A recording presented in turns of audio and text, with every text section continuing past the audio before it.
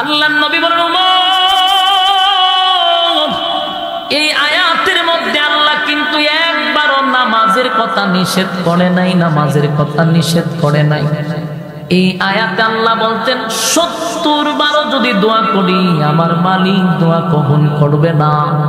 উমর রে, আমি নবীর ভিতরে এত মায়া, আমার ভিতরে এত দয়া, আমার মনটা চায় আমার আল্লাহ 70 বার নিষেধ করছে, আমি নবীর মনে চাই আমি 71 বার দোয়া করব, এরপরও যদি আমার আল্লাহ দোয়া কবুল করে।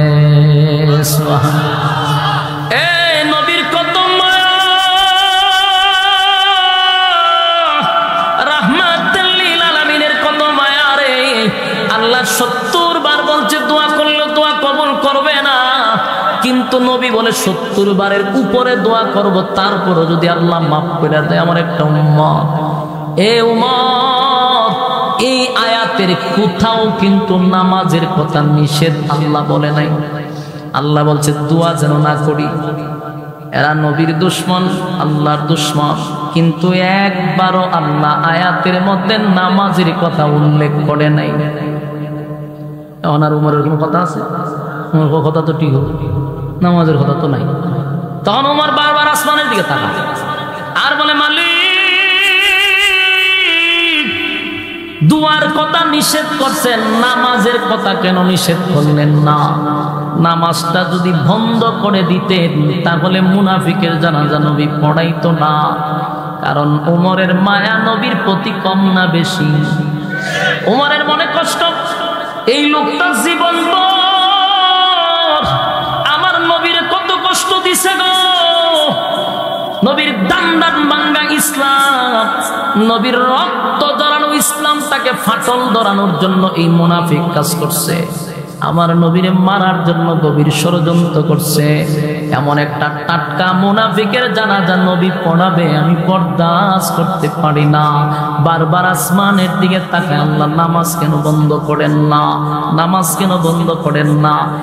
এর ভিতরে নবী আশ্চর্য করে দিলেন সমস্ত সাহাবীদেরকে।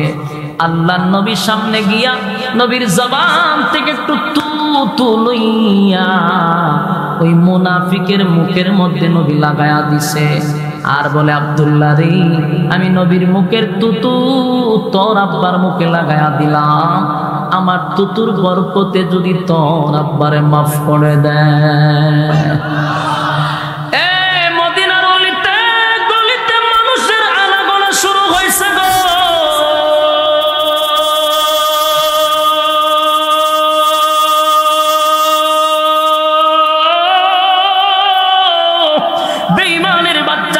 চতুর্দিক দিয়ে আনাগোনা শুরু করছে, যারা সারাটা জীবন নবীর বিরোধিতা করছে। এমন কিছু মুনাফিক জানাজা পড়তে আসছে না, দেখতে আসছে। ইয়াদ আছে 1000 মুনাফিক কিন্তু জানাজা পড়ার জন্য আসে নাই, তারা দেখার জন্য আসছে। তারা লুগাইয়া লুগাইয়া নবীর জানাজা দেখতে আসছে। তাদের প্রশ্ন হলো, সারাটা জীবন এই মুনাফিকের লিডার আমাদেরকে নিয়ে কাজ করছে, এত বড় দুশ্মনের জানাজা আব্দুল্লাহ পুত্র মুহাম্মদ কেমনে পড়ায় দেখার জন্য আসছে। তারা তাকায়া দেখে নবীর মুখে তুতু লাগাইয়া বেঈমানের মুখে নবীর তুতু লাগাইয়া দিছে। সাহাবায়ে কেরাম অবাক হয়ে গেছে। হঠাৎ করে নবী আরো সামনে গিয়া আরো আশ্চর্য করে দিল, নবীর শরীরের জুব্বাটা খুলে ওই মুনাফিকের লিডারে পড়ায়া দিছে। একটা জবান বন্ধ রাখবেন না, আল্লাহু আকবার। আরো জোরে বলেন আল্লাহু আকবার। ইমানের আওয়াজ দিয়ে বলেন আল্লাহু আকবার। নবীর কত মায়া দেখছনি, কত মায়া, কত মায়া, কত মায়া, নবীর কত মায়া রে। আল্লাহর নবীর কত মায়া, একটা দুশমনকে নবী জামা পড়ায়া দিল, নবীর জুব্বা, নবীর জুব্বা, নবীর জুব্বা, সাধারণ কথা না।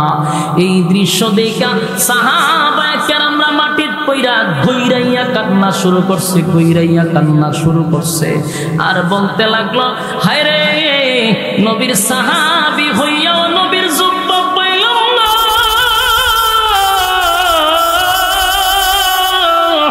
নবীর জুব্বা পাইলাম না। একটা টাটকা মুনাফিক কেমনে গো আমি আমার নবীর জুব্বা পায়, আমরা সাহাবী হইয়া পাইলাম না। টাটকা মুনাফিক কেমনে রে নবীর জুব্বা পায়, নবীর জুব্বা পায়। কান্নার রুল পড়ে গেছে।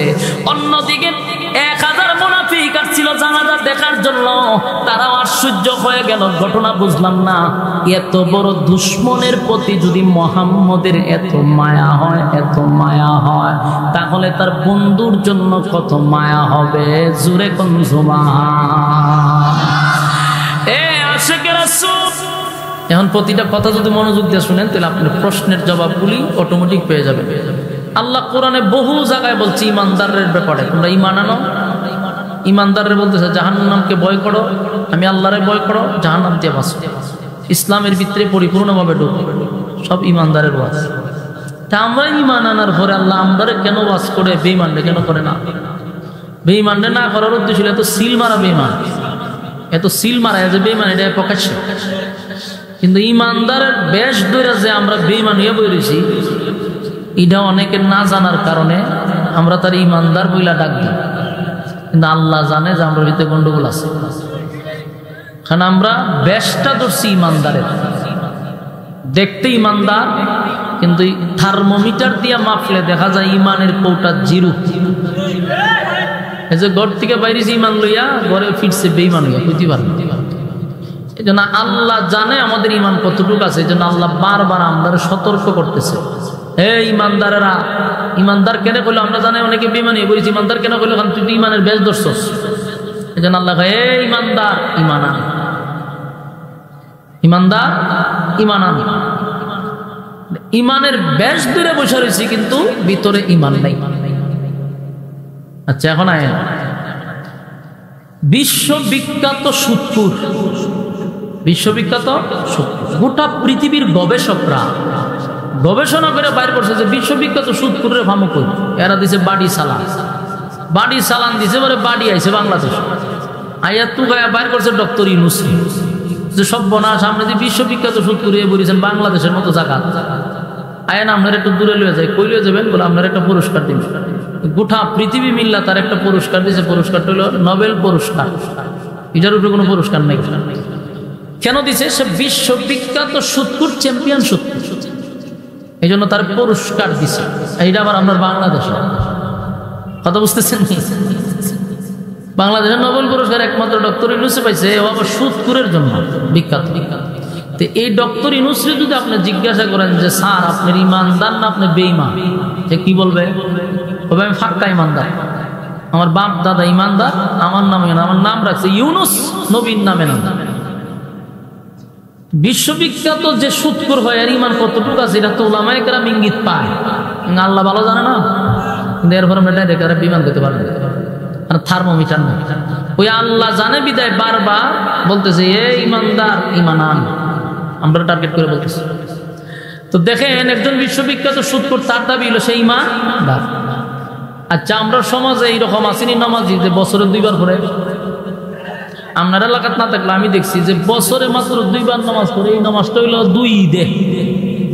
বেচারা 2 ঈদে আয়ে বাড়ি আইয়া মনে করেন যে ওই নামাজও যায়, তাওয়াতে যায়, ইমাম সাহেব সালাম ফিরে বের আগে কোনো রকম নামাজও শরীর।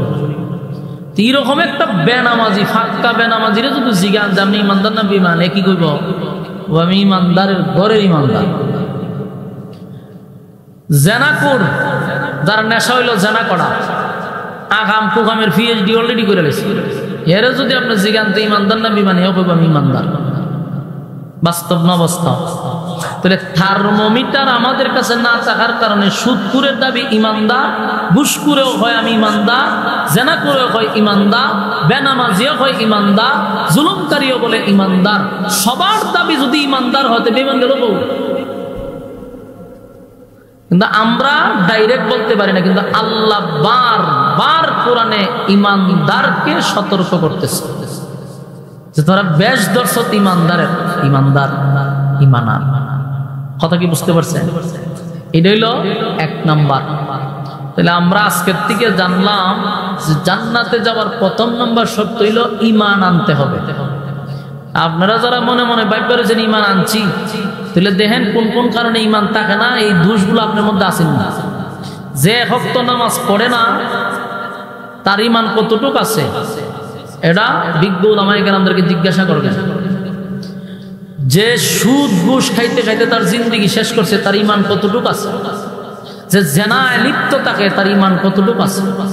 কিন্তু দাবির বেলা 100%, ঠিক না বেঠিক? আল্লাহ বলেন ইমান বেশের কারণে চিনা যায় না। দাড়ি একবার নবীজির কাছে জিবরাইল আলাইহিস সালাম একটা লিস্টি নিয়ে আসছে। লিস্টিটা হলো মুনাফিকের লিস্টি। আল্লাহর হাবিবের কাছে মুনাফিকের লিস্টি আনার পরে পয়গম্বর লিস্টির মধ্যে তাকায়া দেখে প্রথম নাম্বারে মানে হেডলাইনে যার নাম লেখা, এই লোকটা নবীর পিছনে নামাজ পড়ে। কি বুঝলেন ভাই? আমার কথা বুঝুন না। মুনাফিকের লিস্টি আনছে কে? জিবরাইল এনে দিছে। আল্লাহ পাঠাইছে মুনাফিকের লিস্টি। নবী মুনাফিকের লিস্টির প্রথম কাতারে যার নাম দেখলো, নবী আশ্চর্য হয়ে গেল। যে লোকটা আমার পিছনেই বরাবর নামাজ পড়ে, তার মাথায় পাগড়ি, আমি নবীর মাথায়ও পাগড়ি, তার পরনে লম্বা জামা, আমার পরনেও লম্বা জামা, তার পকেটে মিসওয়াক, আমি নবীর পকেটেও মিসওয়াক, 5 ওয়াক্ত নামাজ। আল্লাহর হাবিবে কিবরিয়ার পিছনে নামাজ পড়ে রে। বুঝা যায় না লোকটা যে মুনাফিক, কিন্তু মুনাফিক না, মুনাফিকের সর্দার। নাউজুবিল্লাহ। আল্লাহর নবী বিষয়টা জানার পরেও প্রকাশ করছে না, প্রকাশ করে না, ভিতরে ভিতরে নবী রাখছে। নবী ডাইরেক্ট বলে নাই যে তুমি মুনাফিক। এই লোকটা নবীর সঙ্গে নামাজ পড়ে, নবীর সঙ্গে কথা বলে, নবীর সঙ্গে ওঠা বসা করে, কিন্তু গোপনে গোপনে নবীকে মারার জন্য গভীর ষড়যন্ত্র করে। কিন্তু দেখার বেলায় লম্বা দাড়ি, 22 হাত লম্বা পাগড়ি, পাগড়ির উপরে আরো কিছু লাগানে লাগে, এটা লাগায়। বাস্তব না বাস্তব? দেখতে বোঝা যায় বহুত বড় আশিকে রাসূল, কিন্তু তার পাত থেকে মাথা পর্যন্ত তাকাইলে সুন্নতের অভাব নাই, কিন্তু প্র্যাকটিক্যালে তার মধ্যে কোনো সুন্নতের বংশ নাই, নবীর তরিকা নাই, নবীর সুন্নত নাই। আল্লাহর নবী অবাক হয়ে গেলেন, লোকটা আমার পিছনে নামাজ পড়ে, অথচ গভীরে গভীরে আমার বিরুদ্ধে ষড়যন্ত্র করে, নবীরে মারার জন্য চক্রান্ত করে, টিম গঠন করছে নবীরে কিভাবে মারা যায়, ইসলামটাকে কিভাবে ধ্বংস করা যায়, ইসলামের ভিতরে না ঢুইকা ইসলামকে ক্ষতি করা যায় না। তাই কিছু লোক লেবাসদারি ইসলামের ভিতরে ঢুইকা ইসলামটারে ফাটন করার চেষ্টা করতেছে। এই লোকটা নবীর পিছনে নামাজ পড়ে। আল্লাহর হাবিব লিস্টি পাওয়ার পরে বুঝার বাকি নাই যে আল্লাহ যেহেতু প্রথম নাম্বার কাতারে তার নামটা রাখছে, তাহলে নিশ্চয়ই সে মুনাফিকের লিডার, লিডারের নামটা পড়ে। তো সেইভাবেই নবীর বিরোধিতা করছে। কিন্তু যখন রাসূল জানতে পারছে যে হে গুপ্তচর, তখন সচেতন হয়েছে। সচেতন হওয়ার পরে এইভাবেই দিনকাল চলতেছিল। হঠাৎ করে একদিন এই মুনাফিকের লিডার মারা গেছে। মরে গেছে। মুনাফিকের একজন সন্তান ছিল, তার নাম হলো আব্দুল্লাহ। মুনাফিকের সন্তান, তার নাম আব্দুল্লাহ। এই আব্দুল্লাহ কিন্তু নবীর একজন সাহাবী, নবীর কলিজা দিয়া মহব্বত করে। বাপ হইল মুনাফিকের সর্দার, ছেলে হইল নবীর পাগল ভক্ত।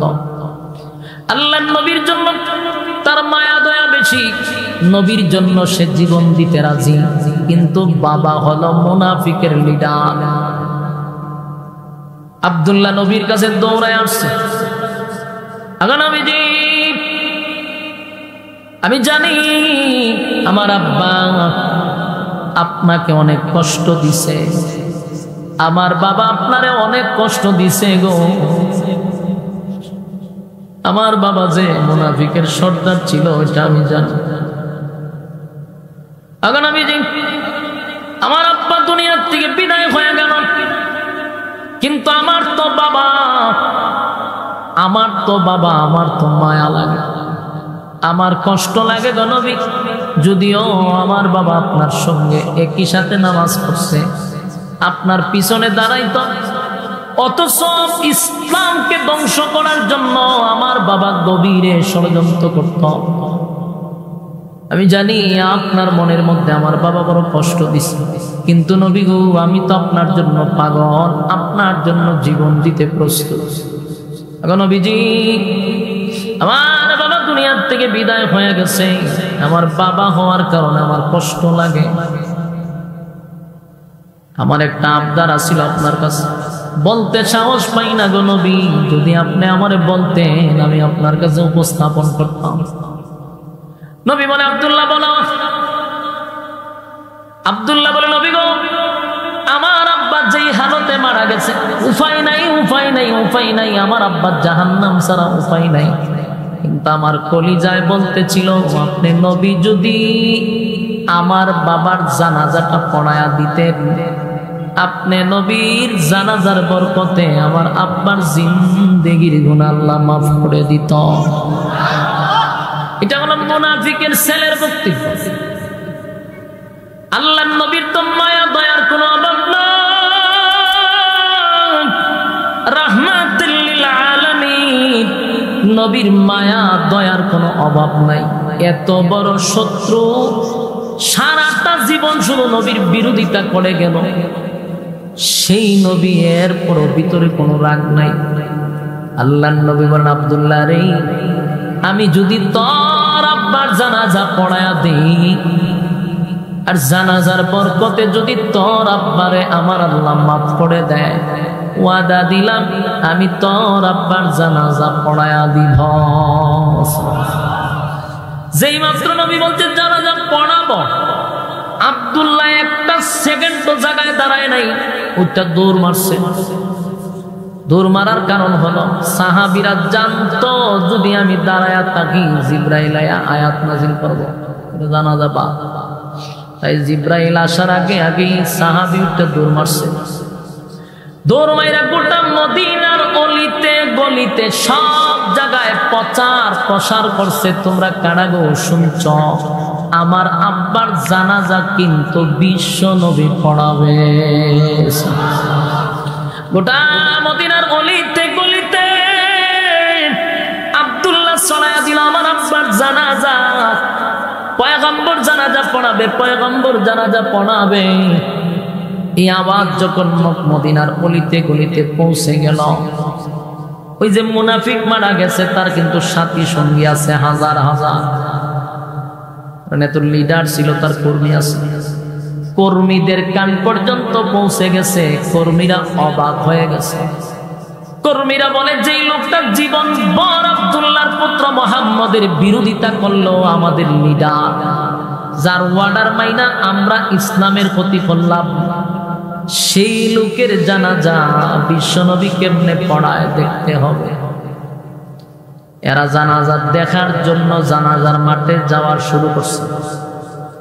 অন্যদিকে সাহাবায়ে কেরামদের কান পর্যন্ত যখন আওয়াজটা পৌঁছে গেল যে আল্লাহর পয়গম্বর মুনাফিকের জানাজা পড়াবে, সাহাবীরা আশ্চর্য হয়ে গেছে, রে টাটকা একটা মুনাফিকের জানাজা নবী কেমনে পড়াবে। কেউ এটা বরদাস্ত করতে পারে না, কেউ সহ্য করতে পারে না। পয়গম্বর কেমনে মুনাফিকের জানাজাটা পড়াবে কেউ মেনে নিতে পারল না। হযরত ওমরের কান পর্যন্ত গিয়া খবর পৌঁছে গেছে। খলিফাতুল মুসলিমিন ওমরের রাগ তো খুব বেশি, মেজাজ বড় গরম, রাগান্বিত হইয়া বলা বলি করতে লাগলো, কেমনে রে, কেমনে নবী রাজি হইল মুনাফিকের জানাজা পড়বে। সাহাবায়ে কেরামরা আশ্চর্য হয়ে, চতুর্দিক দিয়া মানুষের আনা গনা শুরু হয়ে গেছে, নবী মুনাফিকের জানাজা পড়াবে। কিন্তু আল্লাহর নবীর সামনে দাঁড়াইয়া কোন সাহাবী কথা বলার তো সাহস পায় না গো। হযরত উমরের রাগ বেশি, সাহস বেশি, তাই উমর নবীর কাছে গিয়া ডাইরেক্ট নবীরে কেমনে বলবে যে হুজুর জানাজা পড়ায়েন না, তাহলে নবীর প্রতি আদেশ হয়ে যায়। নবীরে তো আদেশ করা যাবে না, নবীরে আদেশ করা যাবে না। তাই হযরত ওমর চিন্তা করলো আমি নবীরে কেমনে বাধা দিই। তো হযরত ওমর একটা আয়াত করতে লাগলো বারবার, ইস্তাগফির লাহুম আও লা তাস্তাগফির লাহুম ইন তাস্তাগফির লাহুম 70 মাররাতান ফালান ইয়াগফিরাল্লাহু লাহুম যালিকা বিআন্নাহুম কাফারু বিল্লাহি ওয়া রাসূলিহি ওয়াল্লাহু লা ইয়াহদিল কওমাল ফাসিকিন। এই আয়াতে কারিমা হযরত ওমর নবীর কানে কানে বারবার নবীরে শুনাইয়া শুনাইয়া যখন পড়তেছিল, আল্লাহর নবী বুঝতে পারছে ওমর আমারে কি বুঝাইতে চায়। দেখেন আদব কারে কয়, ডাইরেক্ট বলে না হুজুর নামাজটা পড়েন না, কিন্তু নবীরে আদেশ করা যাবে না, তাই নবীর কানে কানে কোরআনের আয়াতটা শোনায়া দিল। বারবার জোরে জোরে বলতে লাগলো, ইস্তাগফির লাহুম আও লা তাস্তাগফির লাহুম ইন তাস্তাগফির লাহুম 70 মাররাতান ফালান ইয়াগফিরাল্লাহু লাহুম যালিকা বিআন্নাহুম কাফারু বিল্লাহি ওয়া রাসূলিহি ওয়াল্লাহু লা ইয়াহদিল কওমাল ফাসিকিন। নবীর কানে কানে কানে কানে নবীর শোনানোর জন্য বারবার হযরত ওমর আয়াতগুলি যখন পড়তেছিল, আল্লাহর নবী বলেন ওমর রে তুমি আমারে কেন বারবার এই আয়াতগুলি শোনাচ্ছ? হযরত ওমর বলেন নবী গো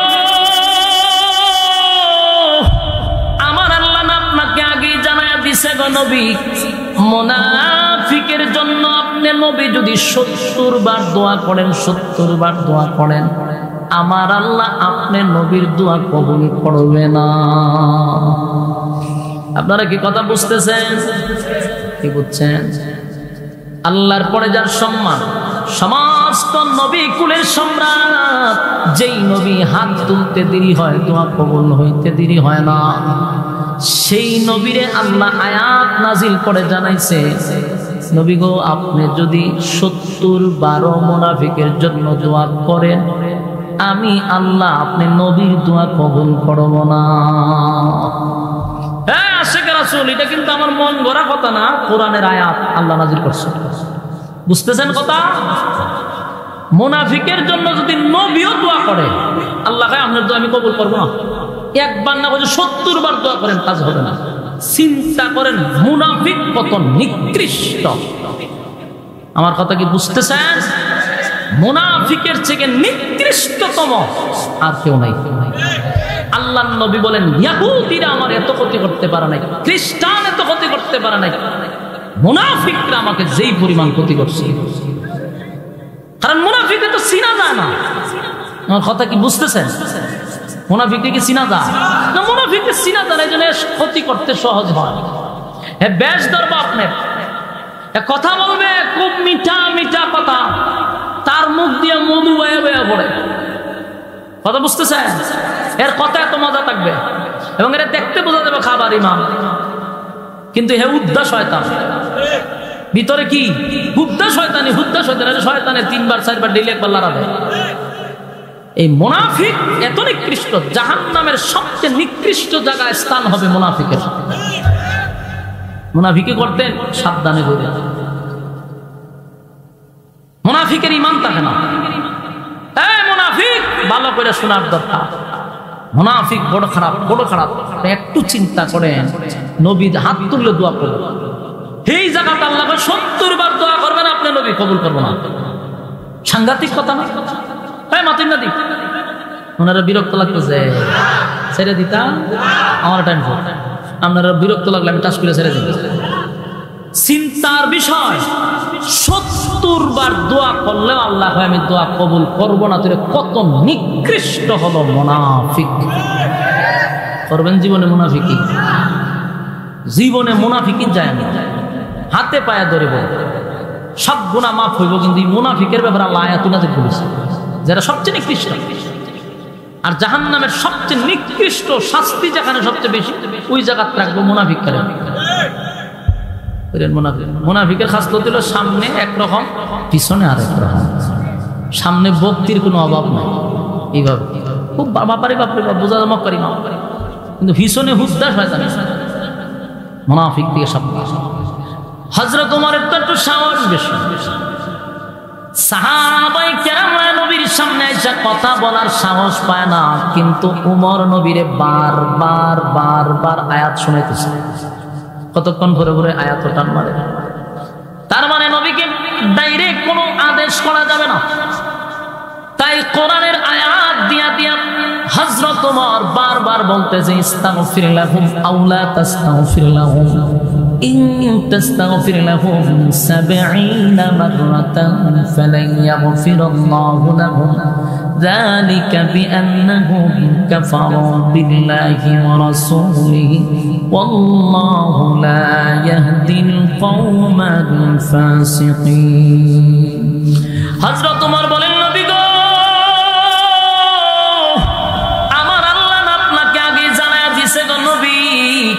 মুনাফিকের জন্য যদি একবার দুইবার নয় ৭০ বার দোয়া করলেও দোয়া কবুল হবে না। আপনি নবী জানার পরেও কেমনে গো একটা মুনাফিকের লিডারের জানাজা পড়তে আসছেন? ওমর নবীরে বারবার বুঝাইতেছে যে আপনারে বলছে মুনাফিকের জন্য দোয়া করলেই কবুল হবে না, আর আপনি আইছেন মুনাফিকের লিডারের জানাজা পড়াইতে, অঙ্কে তো মিলতেছে না। কোন সাহাবী আপনার সামনে দাঁড়াইয়া কথা বলার সাহস পায় না, আমারও সাহস নাই আপনার নবীর সামনে কথা বলা। তাই তো আল্লাহর কোরআনের আয়াত আপনাকে শোনায়া দিলাম, যেন আপনার স্মরণ হয় মুনাফিক কত নিকৃষ্ট। আল্লাহর নবী উমরে এমন একটা কথা বললেন, উমর আর কথা বলার সাহস পাইল না। আল্লাহর নবী বলেন, উমর, এই আয়াতের মধ্যে আল্লাহ কিন্তু একবারও নামাজের কথা নিষেধ করে নাই, নামাজের কথা নিষেধ করে নাই। এই আয়াতে আল্লাহ বলতেন ৭০ বারও যদি দোয়া করি আমার মালিক দোয়া কবুল করবে না। ওমর রে, আমি নবীর ভিতরে এত মায়া, আমার ভিতরে এত দয়া, আমার মনটা চায় আমার আল্লাহ ৭০ বার নিষেধ করছে, আমি নবীর মনে চাই আমি ৭১ বার দোয়া করব, এরপরও যদি আমার আল্লাহ দোয়া কবুল করে। নবীর কত মায়া, রাহমাতুল লিল আলামিনের কত মায়া রে। আল্লাহ ৭০ বার বলছে দোয়া করলে দোয়া কবুল করবে না, কিন্তু নবী বলে ৭০ বারের উপরে দোয়া করব, তারপরও যদি আল্লাহ মাফ করে দেয় আমার একটা উম্মত। এ উমর, এই আয়াতের কোথাও কিন্তু নামাজের কথা নিষেধ আল্লাহ বলে নাই। আল্লাহ বলছে দোয়া যেন না করি। এরা নবীর দুশমন, আল্লাহর দুশমন, কিন্তু একবারও আল্লাহ আয়াতের মধ্যে নামাজের কথা উল্লেখ করে নাই। ওনার উমরের কোনো কথা আছে? উমর কথা তো ঠিক হবে, নামাজের কথা তো নাই। তখন উমর বারবার আসমানের দিকে তাকায় আর বলে, মালিক, দুয়ার কথা নিষেধ করছেন, নামাজের কথা কেন নিষেধ করলেন না? নামাজটা যদি বন্ধ করে দিতেন তাহলে মুনাফিকের জানাজা নবী পড়াইতো না। কারণ উমরের মায়া নবীর প্রতি কম না বেশি? উমরের মনে কষ্ট, এই লোকটা জীবন আমার নবীর কত কষ্ট দিছে গো। নবীর দান্দান ভাঙ্গা ইসলাম, নবীর রক্ত ধরানো ইসলাম, তাকে ফাটল ধরানোর জন্য এই মুনাফিক কাজ করছে। আমার নবীরে মারার জন্য গভীর ষড়যন্ত্র করছে। এমন একটা টাটকা মুনাফিকের জানাজা নবী পড়াবে, আমি বরদাস্ত করতে পারি না। বারবার আসমানের দিকে তাকায়, আল্লাহ নামাজ কেন বন্ধ করেন না, নামাজ কেন বন্ধ করেন না? এর ভিতরে নবী আশ্চর্য করে দিলেন সমস্ত সাহাবীদেরকে। আল্লাহ নবীর সামনে গিয়া নবীর জবান থেকে একটু তু লইয়া ওই মুনাফিকের মুখের মধ্যে নবী লাগায়া দিছে, আর বলে, আব্দুল্লাহ রে, আমি নবীর মুখের তুতু তোর আব্বার মুখে লাগায়া দিলাম, আমার তুতুর বরকতে যদি তোর আব্বারে মাফ করে দেয়।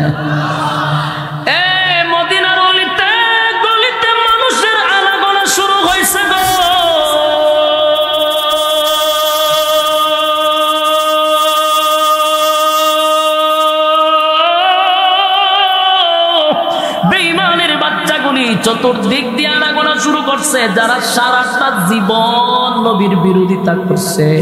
এমন কিছু মুনাফিক জানাজা পড়তে আসছে না, দেখতে আসছে।